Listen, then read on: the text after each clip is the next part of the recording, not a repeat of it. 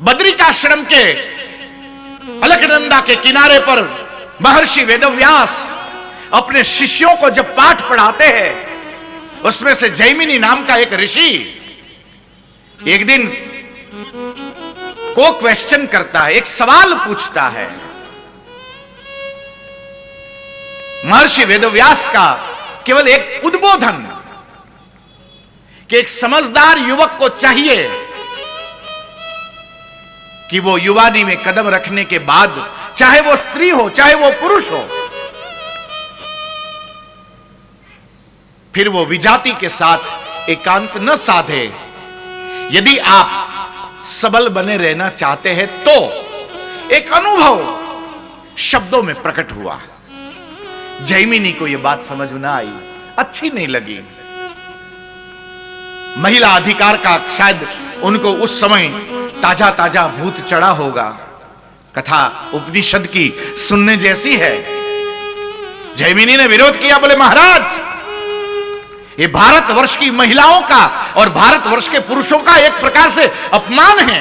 आप उनके चरित्र पर लांछन लगा रहे हैं। मैं नहीं मानता। आपको गुरु पद पर बैठकर इस प्रकार का बयान देने से पहले सोचना चाहिए था। गुरुवर, 18 पुराणों की रचना करने वाला एक विचारवान आदमी, वेदों को चार वेदों में विभाग करने वाला एक प्रबल आदमी, एक साधना संपन्न ऋषि अपने एक छोटे से शिष्य के सामने नतमस्तक होता है। बोले बेटा, कल मैं भी पुनर्विचार करूंगा, तू भी पुनर्विचार करके आना। आज पाठ यहीं रोक देते हैं, अब आगे कल बात करेंगे, कल मिलिएगा। सब चले गए। महर्षि वेदव्यास सरस्वती के किनारे शांत होकर चिंतन में लगे हैं कि कहीं मेरे से कोई गलती तो न हुई। परमात्मा मुस्कुराया। गुरु की इस विनम्रता के सामने अहंकार में भरा जैमिनी अपनी पर्णशाला में गया और वेद और वेदांत के सूत्रों में से वो सब बातें निकालकर ढूंढने लगा जो ये साबित करती हो कि व्यक्ति को किसी के चरित्र पर बात नहीं करना चाहिए। आसानी से मिलने लगे सूत्र, लगे रहे। वो आसान था। रात्रि हुई, झरमर बारिश हो रही थी। रात्रि के लगभग 11 साढ़े 11 बजे अंधकार था, बाहर बारिश हो रही थी और अचानक उस पर्णकुटी जिसमें जैमिनी सोए थे, उस पर्णकुटी का दरवाजा किसी ने खटखटाया। बाहर से आवाज आई, एक महिला की आवाज। बोले दरवाजा खोले ऋषि, मैं भटक गई हूं, मुझे आज रात्रि विश्राम चाहिए। जैमिनी के अंदर की करुणा और अभी जो शास्त्र के सिद्धांत पढ़े थे सब जागने लगे। दरवाजा खोला, एक सुंदर स्त्री नक्शिक, उसने इस कुटिया में प्रवेश किया।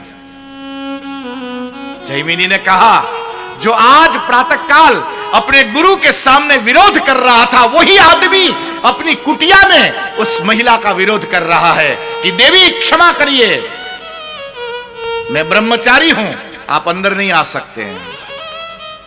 उस महिला ने मुस्कुराते हुए कहा कि ऋषि, आज सुबह आप इसी बात पर तो अपने गुरु से लड़ रहे थे, कहां गया तुम्हारा ज्ञान? अरे तुम्हारे चरित्र में इतनी शक्ति नहीं है कि इस बारिश में मुझे ठंड लग रही है, मेरी जान पर आ पड़ी है और आप मुझे छोड़ दो। यदि कल मेरी मृत्यु हुई तो मेरी मृत्यु के जिम्मेदार आप होंगे। जैमिनी विचार में पड़ गए कि क्या करें। बोले देवी पधारो, मैं बाहर खड़ा। अरे नहीं, आपको भी यहीं रहना पड़ेगा। यदि आप बाहर खड़े रहते तो यह मेरा अपमान है। इसका अर्थ यह हुआ कि आपको मेरे चरित्र पर शंका है। फिर तो रहने ही दो, मैं एक कोने में पड़ी रहूंगी। आपके सामने देखूंगी भी नहीं। जैमिनी माने।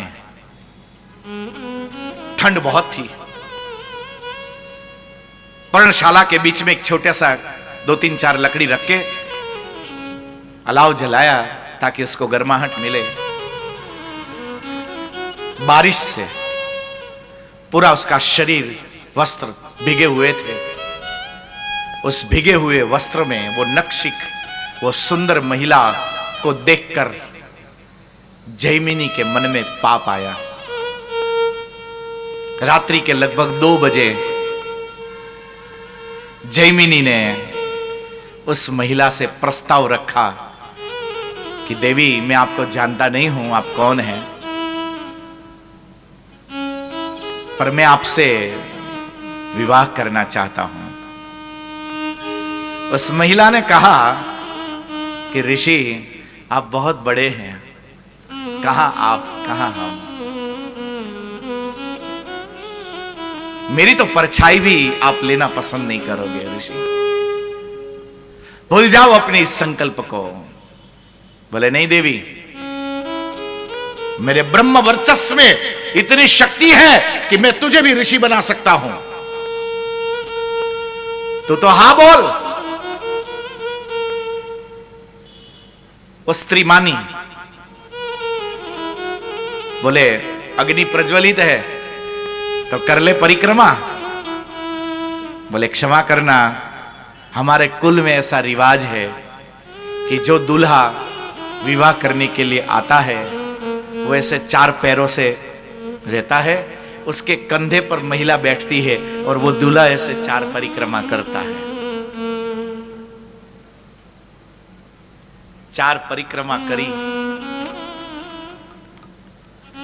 4 परिक्रमा करके बोले देवी अब उतरो, विवाह हो गया। वो महिला उतरी और जैमिनी उसको गले लगाने के लिए जैसे ही खड़े हुए तो सफेद दाढ़ी वाला महर्षि वेदव्यास खड़ा था। जैमिनी, अब क्या विचार है तुम्हारा?